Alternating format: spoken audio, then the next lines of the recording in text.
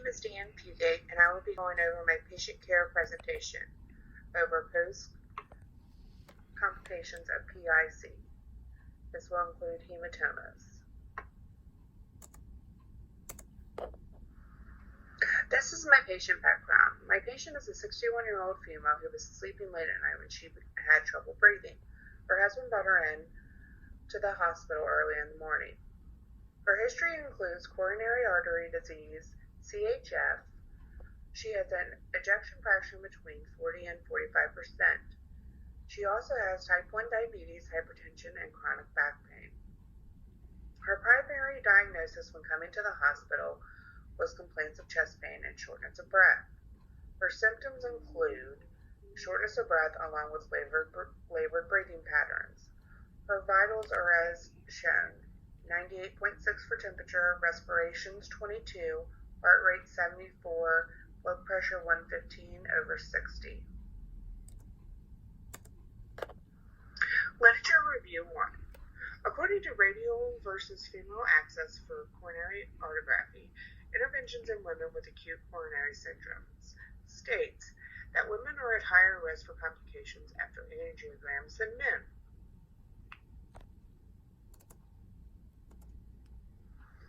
Labs and diagnostics. These are some of the tests that when you come in for chest pains and the healthcare provider may think you be having a heart attack, these are some of the tests that will be provided: ECG and waveforms, glucose meter test, basal metabolic panel, CBC with autodiff, troponins, BMP, and a chest x-ray.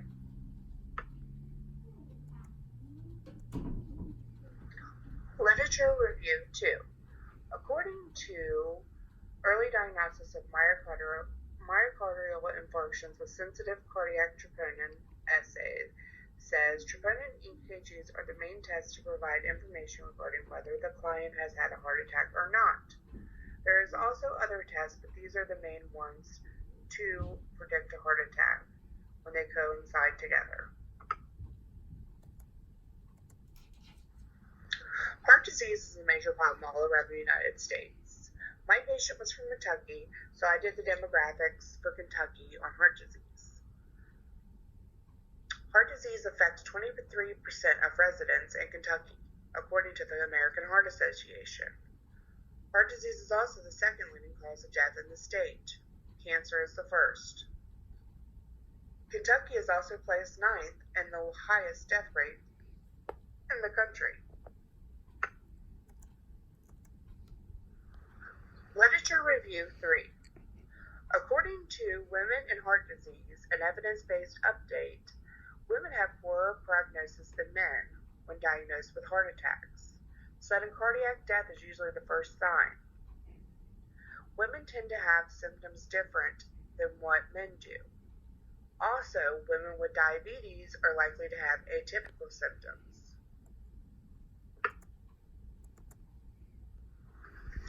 After the healthcare provider has looked through the patient's chart and received the test back, the patient has been scheduled for a PCI for the next morning. The reason the PCI was scheduled was due to elevations of troponins as well as high potassium levels. The intervention is scheduled at 8 a.m. the next morning. On the other side is the patient's current medications. She's on an extended list of medications that help her get through a lot of the cardiovascular diseases that she has, and as well as diabetes type 1. She is also on some antidepressants to help her cope with daily life.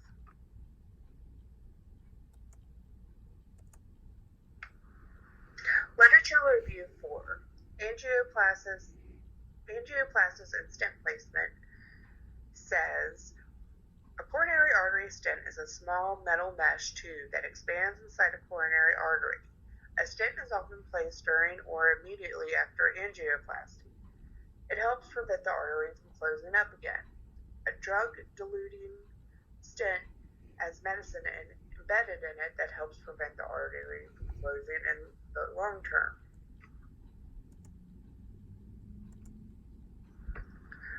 Several risks and complications are related to having a PCI done. The main ones are hematoma, arrhythmias, thrombus, heart attack, blood clots, and allergic reaction. The main one we will be discussing today are hematomas.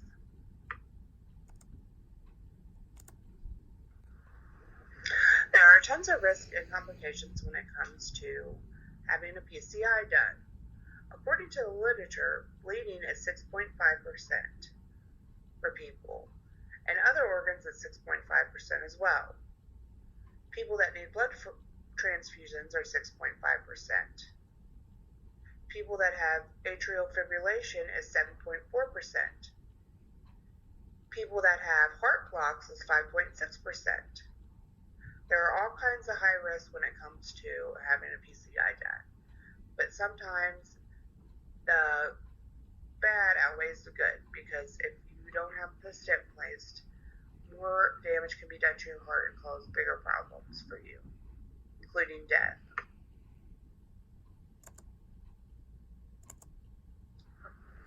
Next day, the patient is brought back to the unit. The PCI was successful and one artery was stented. When she comes back, the assessments that are done are checking groin sites, vital signs, making sure the level of consciousness is good for the patient, and making sure that her peripheral pulses are good. The patient already has problems with peripheral vascular, so a Doppler has to be used. Her vital signs are as stated: 98.3, heart rate is 67, respiratory rate of 16, and O2 96 on room air. The patient's behavior is calm and cooperative.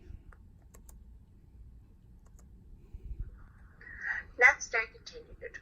Goals I have for my patient are no bleeding or hematoma formations, have the patient remain on bed rest between 4 to 6 hours depending on when the sheath was removed, remain infection free, have patient remain in normal sinus rhythm, and maintain a pain-free environment for the patient. Interventions I would include for my patient care would be maintain bed rest, 6 hours from the intervention if it was done, educate on bed rest and why it's needed, and also I would do vital signs and frequent groin site checks. Also, I would give meds as needed. According to nursing intervention to decrease bleeding at the femoral site after percutaneous coronary intervention, in the literature they talk about keeping the patient supine, using log rolling techniques. The head of the bed can be moved up to 30 degrees. The patient does not have to lay flat. There is no evidence shown that it matters either way.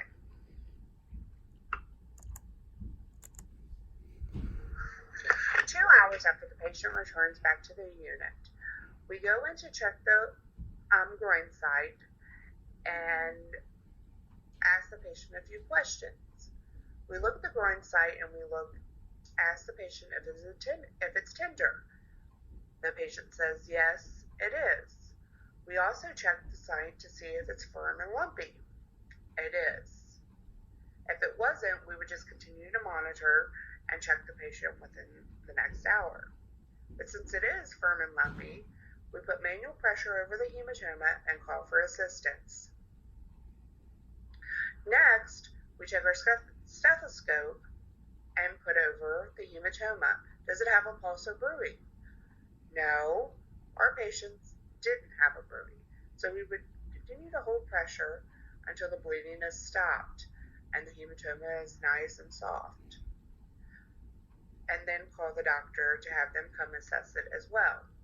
But if the hematoma does have a pulse or bruit, we need to contact the healthcare provider, assess vitals,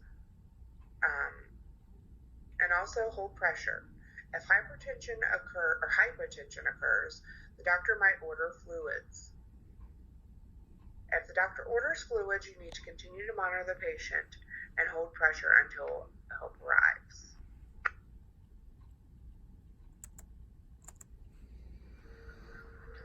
Here are are some key points that are very outstanding when it comes to my presentation. I think these are very interesting facts and things you should keep in mind. Women tend to have more complication when it comes to vascular surgeries. Labs including EKGs, troponins are critical key factors when taking care of our patients. Sudden cardiac death is usually the first sign when it comes to females having a heart attack, because they don't report symptoms as men do. Women with diabetes tend to have atypical signs of myocardial infarctions, which is why sudden cardiac death is usually the first sign. PCIs or angiograms are interventions that can be done for someone with heart disease. Several risk factors are associated with angiograms being done. Besides hematoma, there are 4 other complications that could arise that are pretty serious: arrhythmias, thrombus, heart attacks, blood clots, allergic reactions. Patients can go from one extreme to the other. Literature alongside policies and procedures are important for what we do as nurses. The biggest key point is to always assess your patient, know their baseline and proper procedures when dealing with different complications on your unit.